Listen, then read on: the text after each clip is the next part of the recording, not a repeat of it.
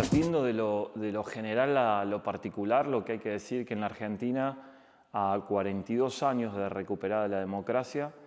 después de una dictadura oligárquica, cívico y militar que nos costó 30.000 compañeros y compañeras desaparecidas, miles de exiliados y de presos políticos,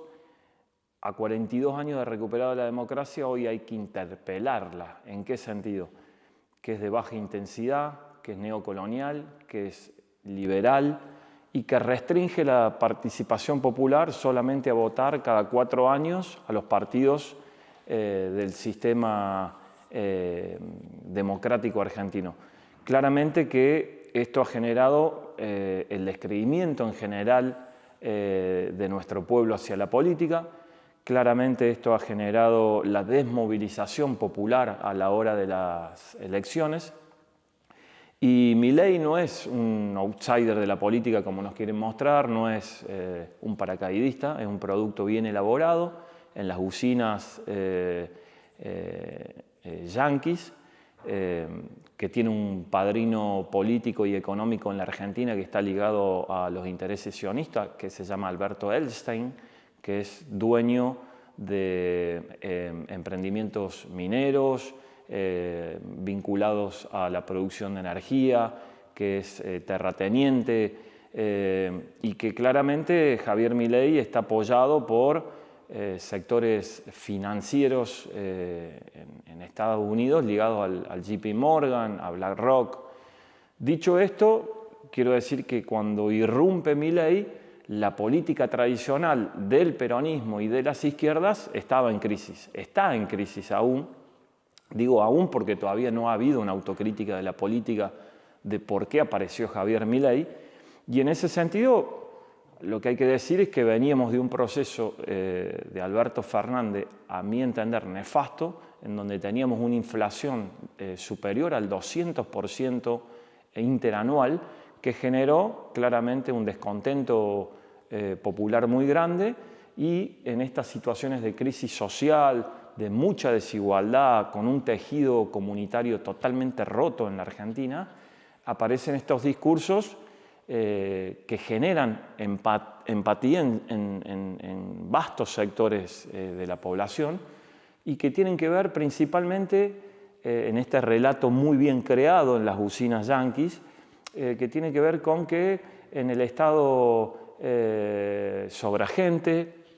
que el Estado es muy grande, que genera gastos, que la política es corrupta, que hay una casta dirigente que hace décadas que gobierna la Argentina y no le soluciona los problemas al pueblo. Bueno, digo,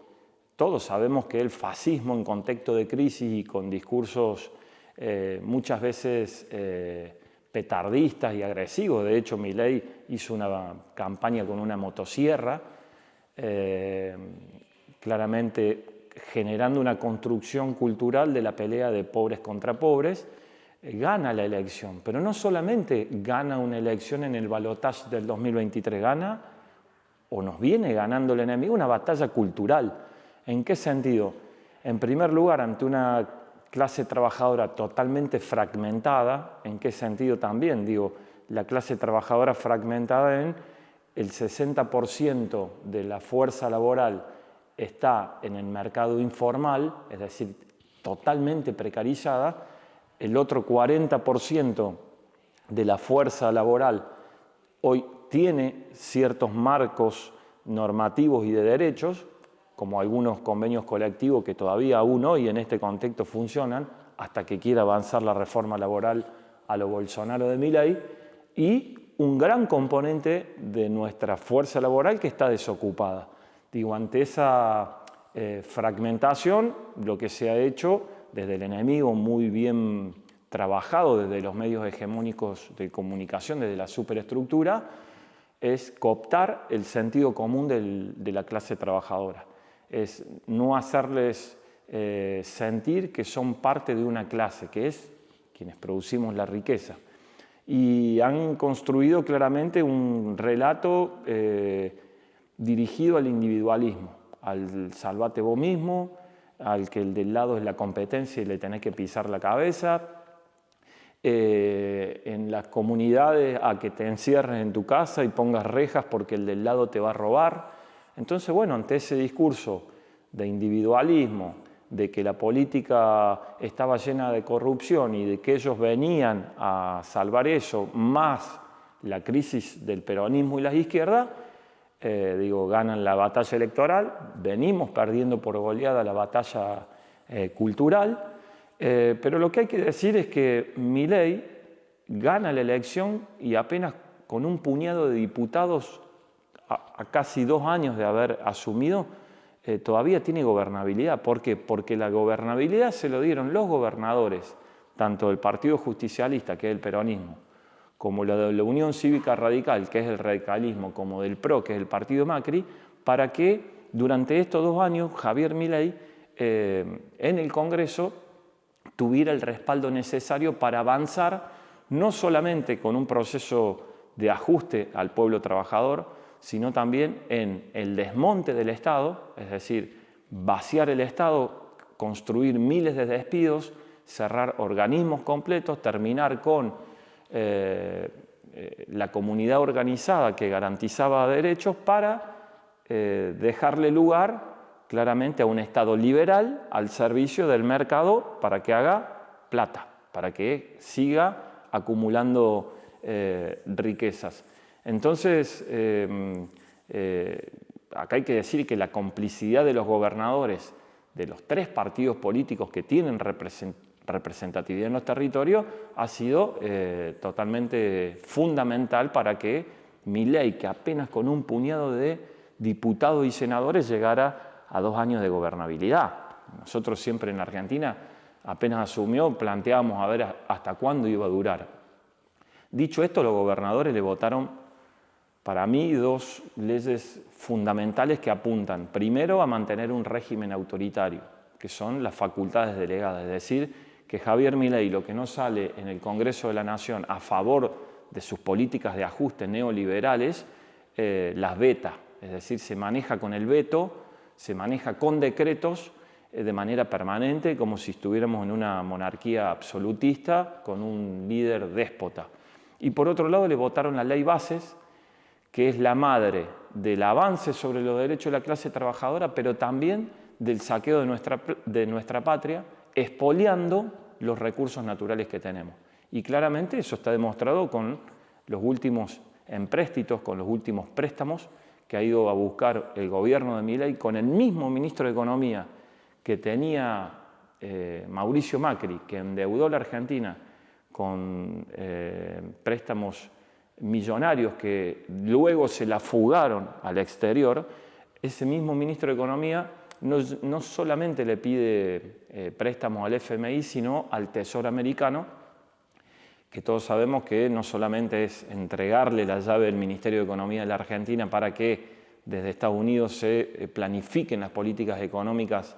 de nuestro país a favor del imperio yanqui y de los capitales sionistas, sino también llevarnos a un sometimiento político, como está claro que lo hace Javier Milei cada vez que va a la ONU. Cuando va a la ONU la Argentina es ir detrás de manera cipaya de las políticas que va guiando Estados Unidos e Israel. Entonces, y la pérdida de soberanía nacional. Esto durante 2 años, la situación social se ha agravado, llegamos a las elecciones de octubre pasado, creo que hubo un voto miedo construido a partir de la extorsión que jugó el rol de Donald Trump en los últimos días de la elección, diciendo que si no se lo votaba a Milei, Argentina iba a estallar por los aires y no iba a venir este préstamo, que todos sabemos que no es préstamo, es claramente la pérdida de la soberanía nacional.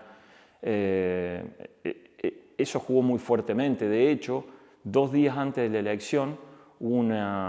una reunión de lobby de la banca internacional en la Argentina, en donde estaban los bancos más grandes del mundo justamente sesionando a ver cuáles eran las políticas económicas y el rumbo que iba a tomar la Argentina. Bueno,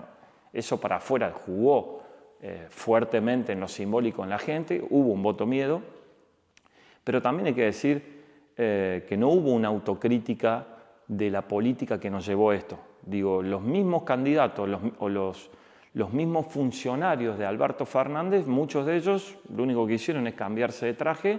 y volver a ser candidato. Y si bien se venía de una elección muy bien ganada en el distrito electoral más grande que tiene Argentina, que es la provincia de Buenos Aires, creo que se subestimó el enemigo,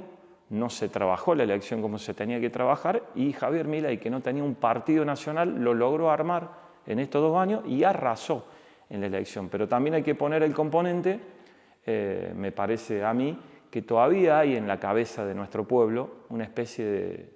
de shock postraumático a lo que fue el gobierno de Alberto Fernández. Estamos hablando de un gobierno que era peronista y se fue dejando más pobres y se fue dejando una inflación brutal. Entonces,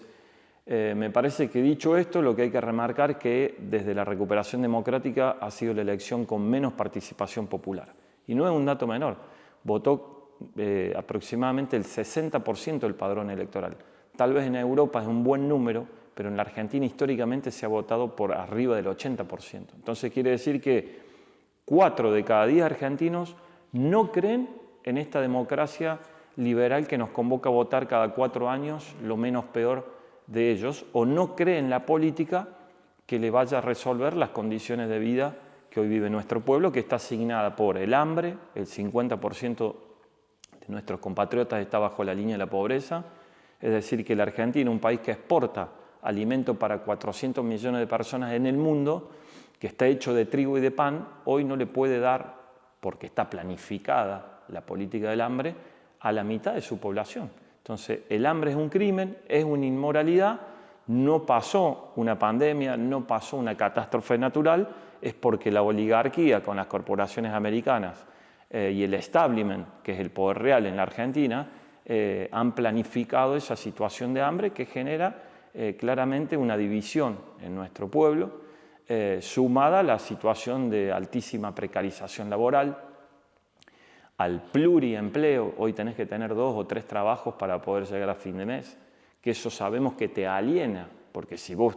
de una jornada de 24 horas que dura el día estás 18 horas laburando, trabajando, bueno, ¿en dónde vas a participar? ¿En dónde te vas a organizar para luchar por mejores condiciones de trabajo? Entonces, bueno, esas condiciones han construido una catástrofe social. La clase trabajadora, sin saberlo, ha votado a su verdugo y en ese contexto me parece que el desafío que se viene, a mi entender, es que lo que no se pudo resolver de manera electoral con la política, que está en crisis de representatividad, porque no representa al conjunto de nuestro pueblo, va a haber que hacerlo con los que quieran luchar en la calle, construyendo las condiciones objetivas para construir relación de fuerza y que Milei no termine el mandato, porque es inviable que Javier Milei, a pesar de algunos legalistas que plantean no, que termine el mandato en el 2027, cuando vemos que nuestro pueblo está sometido, está con hambre, que tenés que tener 3 o 4 trabajos para llegar a fin de mes. En la Argentina, en los sectores populares, en las barriadas populares se come salteado. Si almorzás no cenás, si cenás no almorzás, y difícilmente que ese dolor y esa bronca de nuestro pueblo no se canalice en fuerza organizada que termine de hacer caer a ese gobierno. Nuestra tarea como dirigentes sindicales combativos es que esa situación de conflictividad que hoy está fragmentada y que el enemigo la ha trabajado muy bien, que es sectorizar las luchas, por un lado la pelea de los estatales, del Estado Nacional, que ya perdimos fruto de las políticas de desmonte del Estado, 55.000 puestos de trabajo, es decir, 55.000 compañeras y compañeros que tenían más de 20, 30 años de antigüedad en el Estado, formados y capacitados por el Estado argentino, han sido despedidos injustamente, que dicho ese de paso tienen una edad biológica de más de 50 años y hoy no pueden encontrar trabajo en el mercado laboral en la Argentina, que está en crisis. Por otro lado está la pelea de los jubilados y las jubiladas, que todos los miércoles van en soledad a pedir mejores jubilaciones y son apaleados literalmente miércoles tras miércoles por las fuerzas represivas de Milei. Está el colectivo de discapacidad, que ha sido uno de los sectores detectados por este gobierno para quitarle las pensiones. están los universitarios que pelean para que no se les quite presupuesto. Ahora, todas esas peleas se han dado, a mi entender, de manera fragmentada, de manera sectorial, por claramente una crisis política en las dirigencias sindicales, que priorizan lo personal, sus mezquindades, sus miserias humanas, sus sectarismos, por encima de los intereses comunes de la clase trabajadora en Argentina.